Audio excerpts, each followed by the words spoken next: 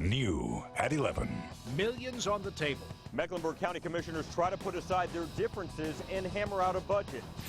If you've ever only needed single dollars and had to use an ATM, you're out of luck. It's 2013. Can we please get an ATM that gives out singles? Yes, we can. And this woman's been arrested nearly 400 times. How did she pull that off? This WBTV high-definition program is sponsored by Honda Dealers of the Carolinas. WBTV News at 11 starts right now. All new tonight, city leaders did it, and tonight county leaders debate doing the same. Whether to raise your taxes, what they decided, and where that money will go.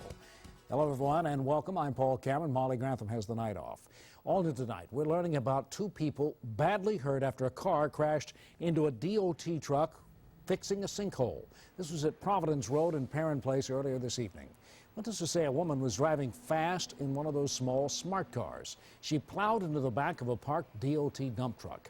The driver was severely injured and another person taken to the hospital. Several people heard the crash and raced to the scene to help. One woman described what she saw. The car is chopped in half. I mean, the top is completely taken off. Crews were there most of the day, and drivers take note. They'll likely be there until morning, backfilling and stabilizing the trench, which means Providence Road may be down to just one lane in the morning. Charlotte City leaders voted to raise taxes last night. Tonight, Mecklenburg County leaders are debating the same by the same amount. Tonight's vote is non-binding. It's just to see where everyone stands on the budget.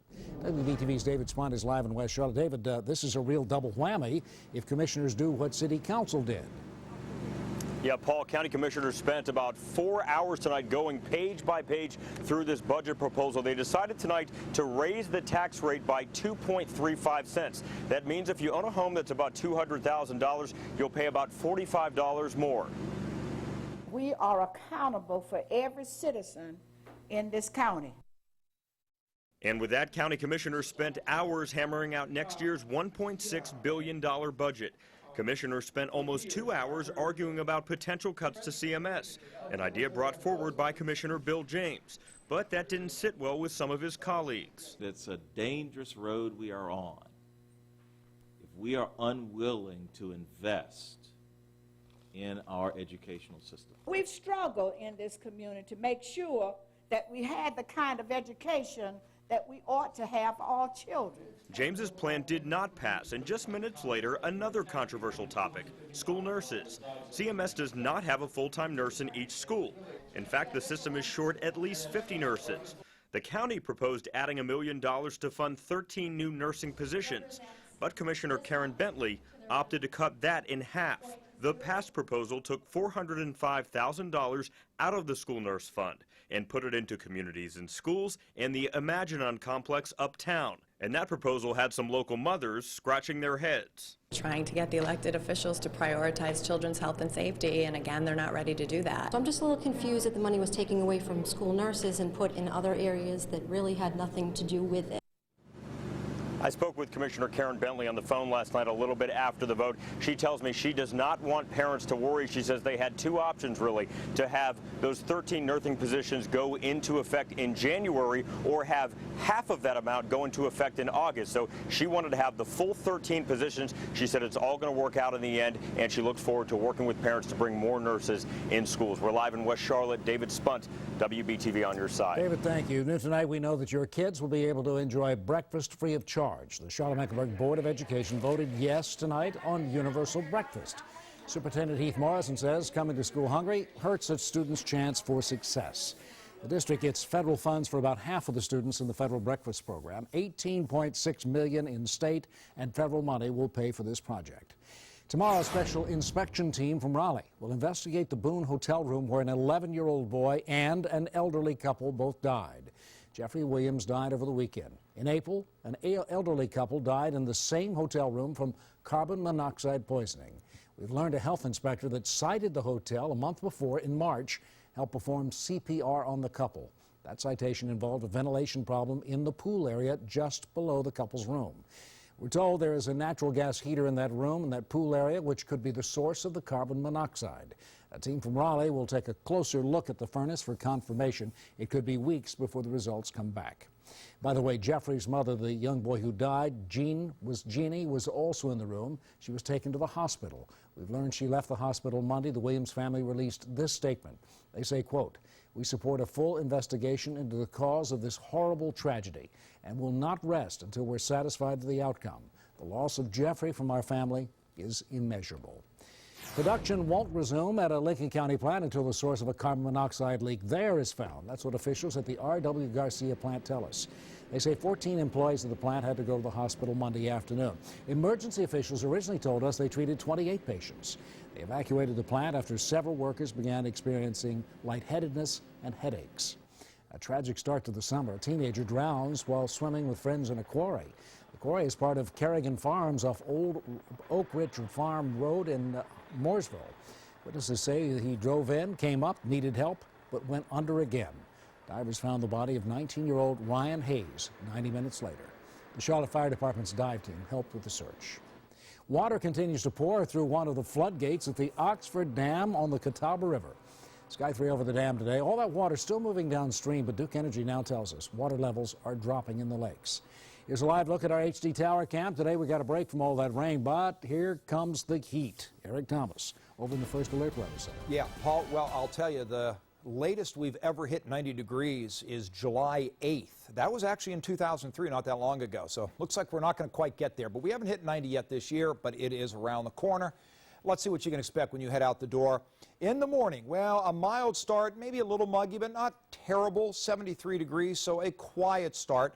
Now, you'll notice up across the Ohio Valley, some thunderstorms were firing earlier. They have dissipated, but this is going to be a staging area where tomorrow we'll see if some of these try to work their way down into the Carolinas. Kind of a low percentage right now, but Paul, behind that, later in the week, a better percentage chance of thunderstorms. We'll talk more about that coming up in your First Alert forecast. All right, Eric, thank you. Traffic is closed to one lane of I-77 north over Porter Road in York County because of a hole in that bridge. This is at exit 75. Crews routed traffic to the shoulder while they're performing repairs. Mostly a solid report from the Justice Department about how CMP handled the Democratic National Convention. It says the police did a good job coordinating the large crowds and the officers who came in from other cities. The report also applauds the city's early planning process. It also includes a planning guide for other cities to use ahead of their major national security events. A Ryan County man charged with murdering his girlfriend made his first court appearance today. The judge appointed an attorney for Wayne Hill. Investigators say Hill killed this woman, Roxanne Madry, on Saturday night. They found her body in a home on Poplar Street. CMPD arrested a man after they found somebody dead in a vehicle Monday night. 33-year-old Keith Henderson charged with the murder of Eric Stokes. Officers say Stokes died minutes after they discovered him in a car on Snow Lane. They say the two had some sort of fight. Some tense moments in the courtroom during opening statements in the Chauncey Sterling trial. Attorneys played a taped confession where Sterling admitted to following Robert Barber from a coffee shop. Jurors also heard how he and Barber struggled for a gun before officials say Sterling shot Barber twice. During that confession, he told police he was sorry for what happened. Sterling could get life in prison if convicted of first-degree murder. We're on your side now with continuing coverage of the George Zimmerman trial. The size of the jury pool is large, very large. 500 have to be whittled down to just 12. The former Neighborhood Watch volunteer charged with killing 17-year-old Trayvon Martin. Zimmerman watched as attorneys fired questions. Much of it centered on how much pretrial publicity each potential juror had absorbed.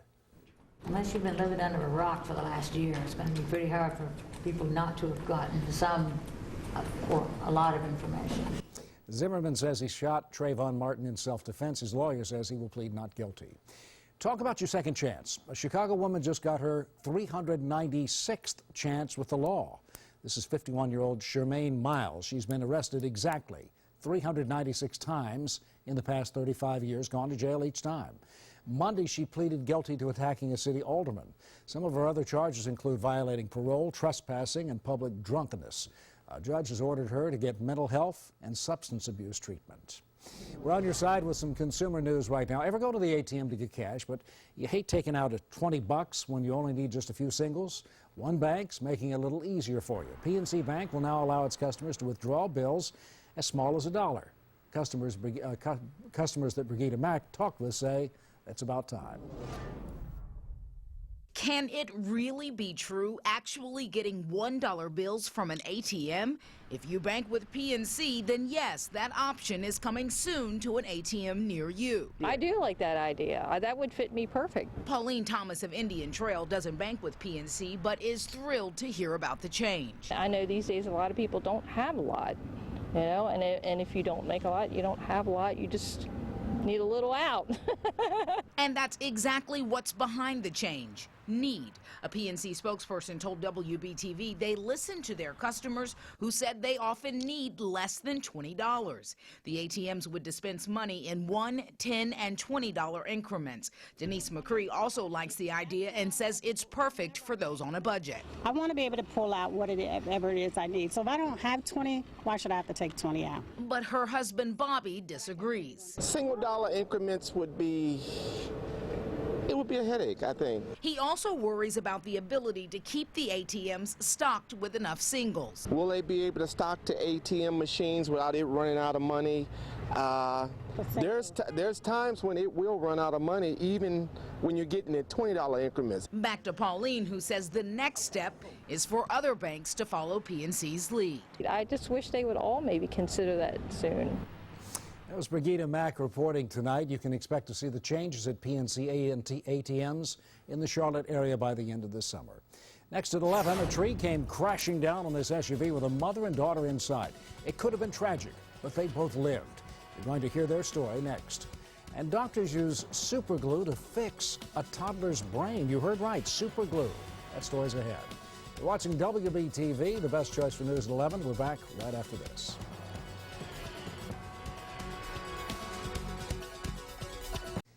We're following a crime alert out of York County. Deputies there say they found more than $7,000 worth of counterfeit iPhone and iPad cases. The iPhone cases look like those OtterBox cases. Deputies say they seized more than 100 of those and about 30 fake iPad cases as well. They were shipped to a company in Rock Hill and then were being sold on eBay for $10 apiece. Deputies say OtterBox tipped them off to the crime. The website for a small South Carolina town has been hacked. Instead of seeing Blythewood's community events, people were rerouted to a YouTube video by a group called the Syrian Electronic Army. The same group has targeted Wall Street Journal and Associated Press's Twitter account. The town's IT experts took the website down and then were able to fix it. We're on your side following a health alert for you right now. The Centers for Disease Control and Prevention say more than 80 people in 8 states are sick with hepatitis A. The outbreak is linked to a frozen berry mix sold at Costco. The CDC says 87 people in 8 states sick after they bought berries sold by Townsend Farms in Oregon. Hepatitis A is a contagious liver disease. It can last for a few weeks to several months. Vaccines can prevent illnesses if treated within 2 weeks of exposure. On to Kansas now, where doctors have saved the life of this newborn using super glue. The 2.5-week-old baby was born with a rare and life-threatening condition. They discovered a brain aneurysm the size of an almond on a tiny blood vessel. The only way they could close it? By using a tiny instrument and surgical super glue. That did the trick. The bleeding stopped. The baby is now just fine. The hot and dry weather will likely increase dangers for wildfires in Colorado. A fire in the Black Forest area of Colorado Springs incinerated several homes today. Look at this. Several hundred people had to evacuate. 3 other structures destroyed in this fire that has now charred 300 acres. Strong storms brought a tree crashing down on top of this SUV on Park Road. A mother and her daughter walked away with only bumps and bruises. Susan Plaza and her 5-year-old daughter Anna were coming home from the Park Road Shopping Center during the height of the Monday storm. Plaza says it happened in the blink of an eye. Suddenly, I could see it coming. I mean, like right before it hit, I saw it coming, and a tree crashed through my car. Like, how'd we get out of there with no injuries? It just blows my mind that we were able to get out safely. You can see it came down on the hood and the windshield. It was deemed total, the car, obviously. Plaza just had a few scratches, and her daughter was not hurt at all. Wow, that is quite a miracle.